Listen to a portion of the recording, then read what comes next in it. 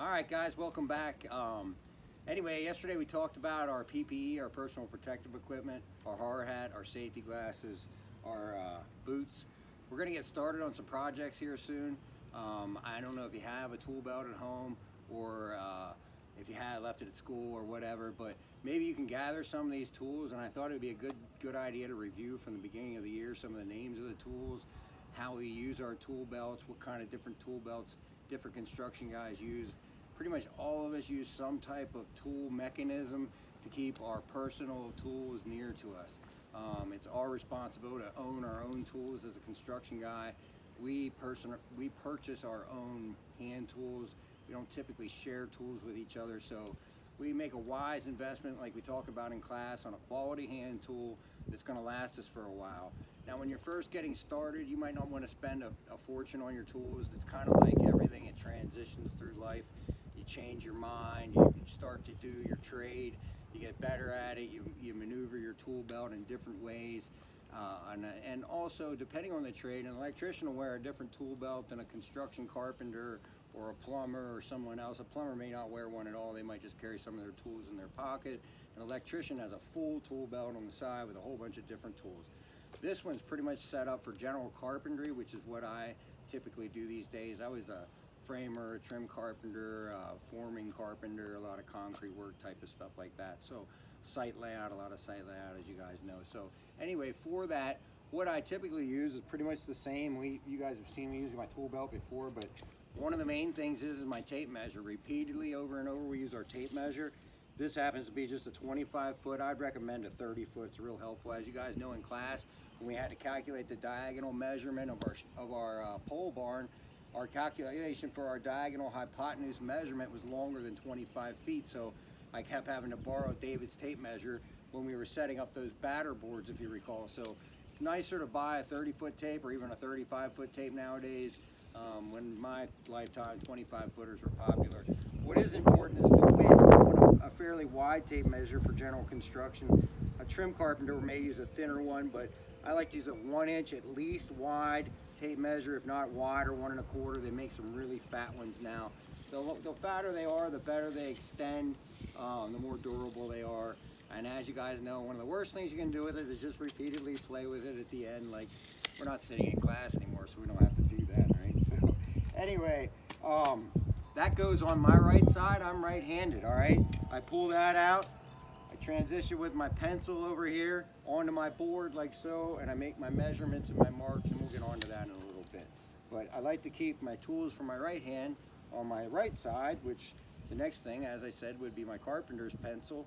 A carpenter uses a special kind of pencil that doesn't roll off the roof as easily, all right, is one important aspect of it.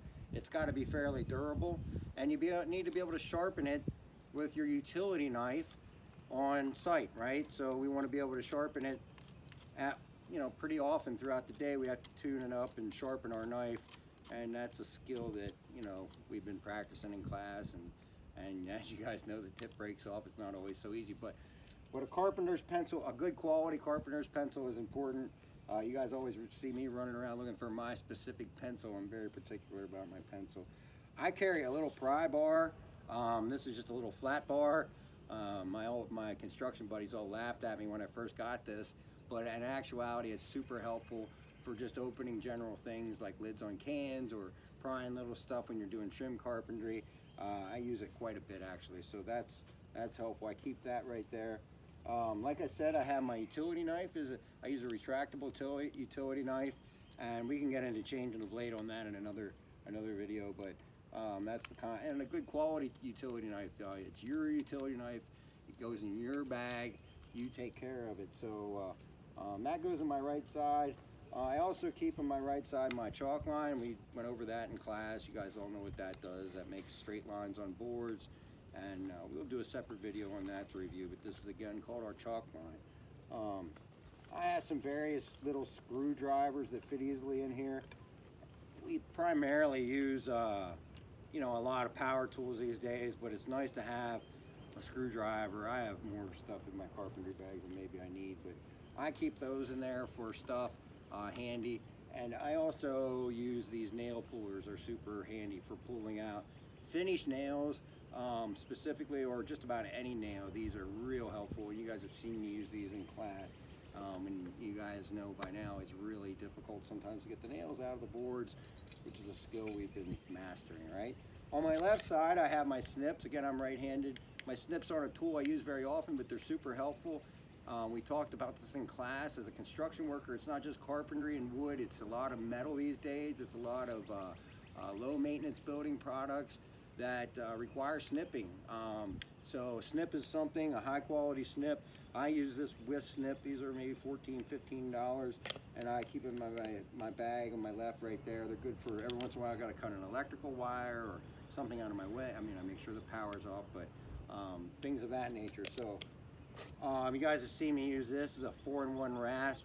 I always carry one of these for trim carpentry specifically, to tune my cope joints when we make an inside corner. You guys remember on our baseboard, we'll utilize something like this to trim that up, make that look nice.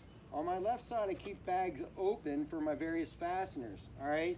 So I have 3 bags that I leave open here so I can carry 3 different kinds of fasteners. I also have my speed square in my middle here, and I have my chisel over here in the middle.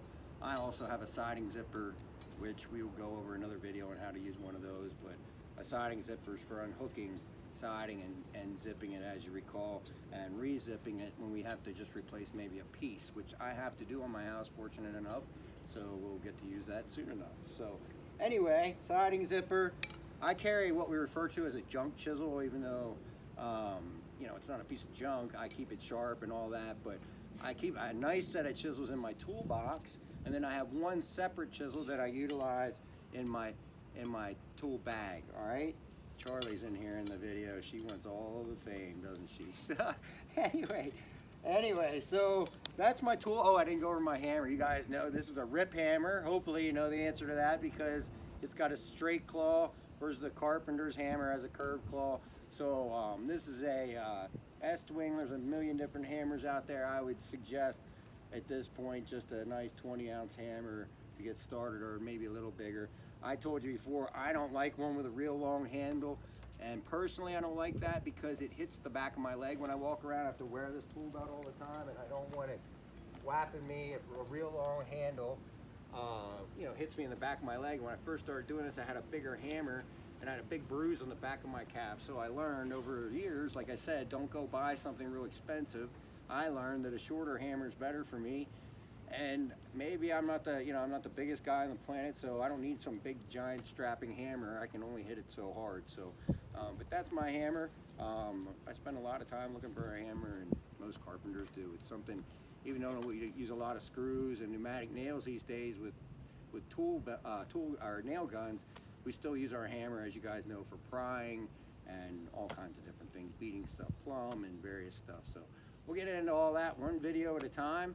I hope everybody's safe and sound and enjoyed the video and enjoy the review of hand tools. So anyway, the assignment is to watch this video, and that's it for now. And comment and let me know that you watched it. All right, thanks a lot. Have a great day.